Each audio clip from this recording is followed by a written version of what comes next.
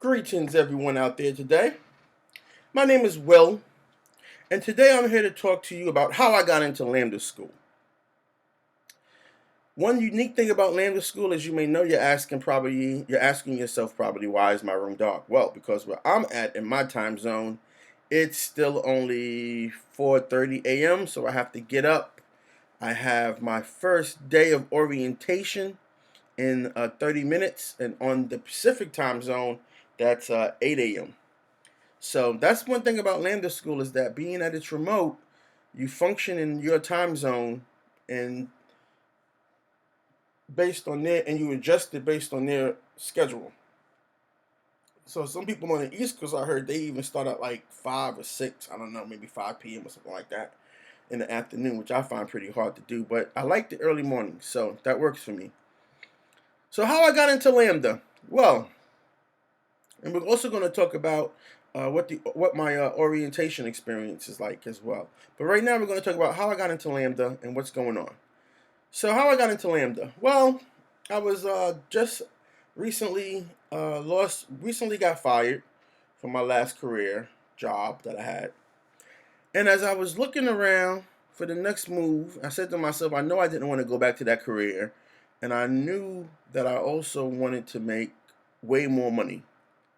And I thought to myself, well, what do I like to do? I like to design. I'm already drawing and designing, things like that. I already got this is my sketch, one of my mini sketchbooks, already doing a bunch of stuff. And I said to myself, what's out there for me, right? Where can I learn? I had worked on a few apps in the past, little personal projects I was developing. And I did the UX design for them, and I hired people to do the UX design, and I used to doodle with the wireframes. So I said, you know what? I really enjoy doing that. Maybe there's something that I can do that will let me, earn a great living doing that. And then I discovered Lambda School. But actually, before that, I was thinking about just straight IT, network administrator, stuff like that, help desk, something like that. But then I discovered Lambda School, and I said, wait a minute, they offer a course in UX, and then you don't have to pay until you earn a certain amount of income, and then you only pay a percentage of your income. That's amazing. And I did my research, and that's the other purpose for me making this video today. I did my research, and I saw that they have a lot of videos about Lambda School, but not a lot outside of the dev portion of Lambda School. That's the developer portion. Didn't find many with the UX, user experience people from user experience individuals like myself who are already in Lambda School. So that's the other purpose of this video today. So how I got into Lambda School, simple. They have a very simple, oh, by the way, shout outs to Lambda School founder, Austin.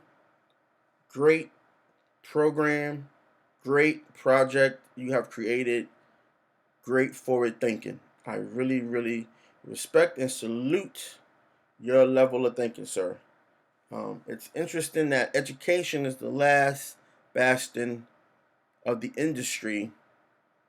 Well, no, there's actually healthcare and hospitals, but education that hasn't changed despite the fact that the workforce demands and requires a different type of worker, a different type of individual.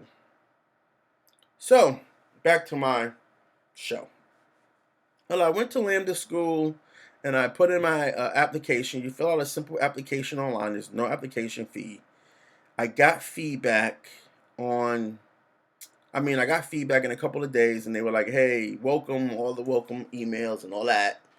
Then they set you up with the Slack channel, and that's where you pretty much, I didn't even know such a thing existed, but Slack is like the tech industry's IM.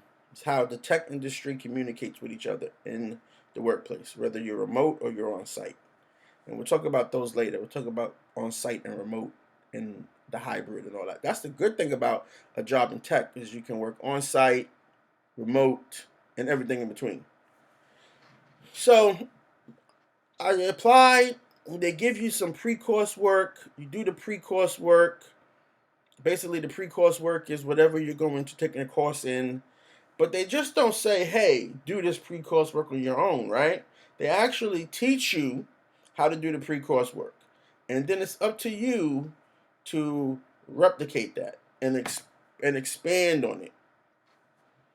So I did my pre-course work, knowing that I love design.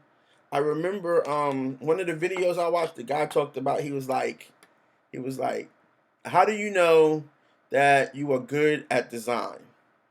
No, I'm sorry, I misquoted him. He said, how does he know, or he said, how do you know that someone is good at design? How do you know that someone is good at design? And nobody had an answer for them. And somebody said something about your portfolio, but I think that was the only answer. But he said, I know that you are good at design when I see you design the same thing different ways. Repetition. He looks for repetition. That's how he knows that someone's a good designer. So you have one thing, you have one type, but you do several different variations of it. That's how he knows someone's a good designer. And I said, dang, you know what? I'm already doing that. Because when I submitted my project to Lambda School, I did it several different ways before I got it correct that I thought was correct. And I sent it to them and they were like, no, it's not correct. Fix some things. And then I had to go fix it again. And here goes the funny thing about it. They didn't give me the feedback till a couple of days later. So I had this great cooling off period, which really helped me. But also, I guess, see, me, myself personally, I don't believe anything's too good to be true. I believe in there's a level of subconscious tests that are thrown at you, right? Because obviously, if something is too good to be true, which in my experience, it has always been real, and the subconscious test, that's one of them, right? The subconscious test throws you out. So when they got back to me a couple of days later, I was like, considered myself done with that and ready to move on. And then they're like, go back and redo it. And I was just like, oh man, my trial version of Sketch is over with. That means I have to buy the Sketch software now and redo everything. And I don't really even know if I want to do this, But I wasn't feeling like that. I was like, oh, word? This is what I got to change? Bet. Get in there, change it. Boom, boom, boom. Done. Resubmit it. And they said, great. You start on this date. I didn't get the start date I wanted, but that's cool. I still got a start date, which is September 30th. So if you're watching this video, it shouldn't be that far from September 30th. So today is my first day of orientation. I'm very excited. Don't know what to expect, and I'm really looking forward to it. And then after that, you just go through your basic credentials. You sign your agreement that they let you, you sign the agreement that you say when you make a certain amount of income, you're going to pay the school back. And you sign up for some other things that, you need to do the coursework. And that's pretty much it. It's real simple. Real simple process. I've heard about people who had difficulties in other courses with their pre-course work that, I don't know. I picked what I liked. I didn't pick what is a hot shot thing or it really pays super duper money. I picked what I like. So I didn't pick, dev because I was like, I'm not really a dev person and my brain plasticity is limited. So I picked what I was already doing, which was design. I design a lot. You can see the posters behind me. I design a lot. I design t-shirts. Maybe I'll wear one of the t-shirts that I designed. I was already designing the user interface and the user experience for apps that I was contracting with people to create for me. So I actually contract with devs to make my apps, and then I give them my wireframes and they build it like that. So technically I was already doing this by myself, but there's so much more to it that I said, let me learn everything that there is to it and get in a routine. So I think what you get with Lambda School is you get some good mentorship. That's what I'm expecting. I'm expecting some really good mentorship. I'm expecting someone to whip me into shape, get me in a routine where I can go to an employer and I can point to Lambda School over my shoulder and the employer is like, welcome. So that's my video for today about how I got into Lambda School. For those of you that don't know, it's a little trivia question. What movie does that come from? How I got into blank school.